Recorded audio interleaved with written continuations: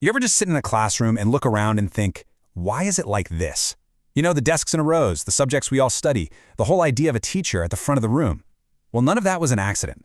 It turns out every single school is kind of a living museum, the final product of literally thousands of years of arguments, wild ideas, and totally different visions for what an educated person should even be. Okay, so let's really get into it. We're going to go on a journey to uncover the secret history hiding behind the walls of your school. We're going to trace this epic story, starting with how the very first humans learned, all the way to the complicated systems we have today. And hopefully, we'll answer that one huge question. Where did all these rules and ideas actually come from? All right, our story starts way, way back, at the very dawn of humanity. For early, primitive people, education wasn't about finding yourself or expressing your individuality. Nope, it was all about survival. The number one goal was security, and to get that, you needed conformity.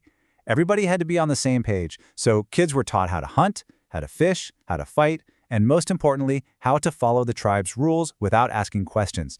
Because, rocking the boat could lead to disaster. Education was basically designed to make sure everyone fit in perfectly. Then something happened that was, well, a total game changer. While pretty much all ancient education was reserved for a tiny elite group, the Hebraic tradition came along with this stunningly different idea. They were the only people in all of antiquity to try and teach everyone how to read. Now, the main goal is religious, to understand scripture, but the side effect was massive. They became the most literate people in the entire ancient Western world. This was a huge shift from just telling stories to actually reading them. This slide, right here, this really gets to the heart of a debate we are still having today. The ancient Greeks left us with two totally opposite models for what school is for. Over in Sparta, the whole point was to create the perfect soldier. Education served the state. You were trained to be strong, obedient, and efficient in battle. But in Athens, it was all about the individual. The goal was to create a well-rounded citizen who could think, debate, and participate in democracy.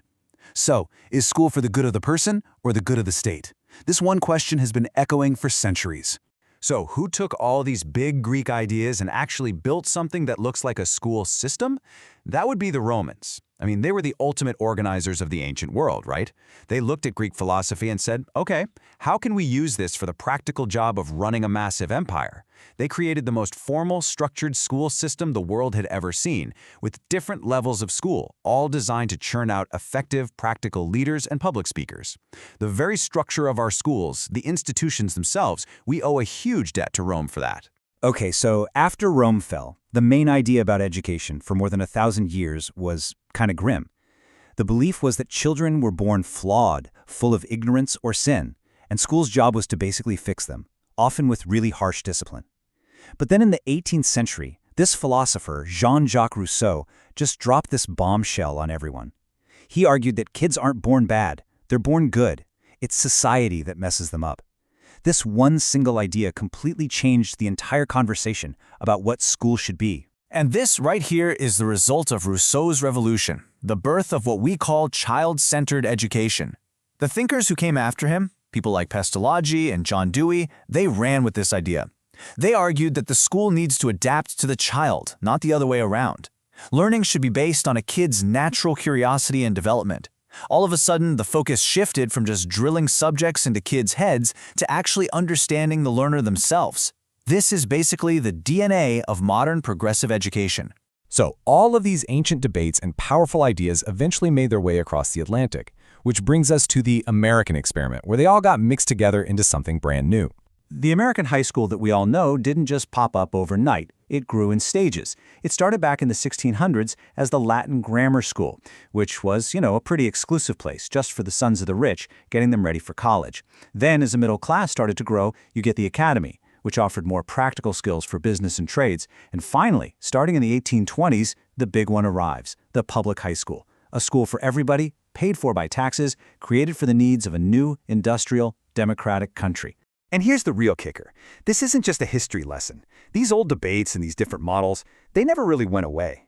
They are absolutely alive and kicking, shaping the arguments we have about our schools right now today. Just look at this list from the 1960s. It's wild how these are still the exact things we're arguing about. And they should sound familiar because they're just new versions of those ancient conflicts we talked about. The argument over federal aid versus local control, that's the ghost of the centralized Roman system versus the local control of Athens. The fight between progressive, child-centered ideas and essentialist, subject-focused ones. That's Rousseau versus the old school all over again. Child-centered versus subject-centered. Yeah, that's Athens versus Sparta playing out in your local school board meeting. So the next time you walk into a school, just remember you're stepping into a space that has been shaped by everyone from primitive tribes and ancient philosophers to Roman engineers and Enlightenment thinkers. Your own education is this invisible inheritance, a living story that's been thousands of years in the making. And that leaves us with one last really important thought. We're all a part of this story, and our schools are going to keep changing. But as they do, as we continue to argue about what they're for, what is the one single, most essential purpose of education that we absolutely have to protect and carry with us into the future? What's the one thing we just can't afford to lose?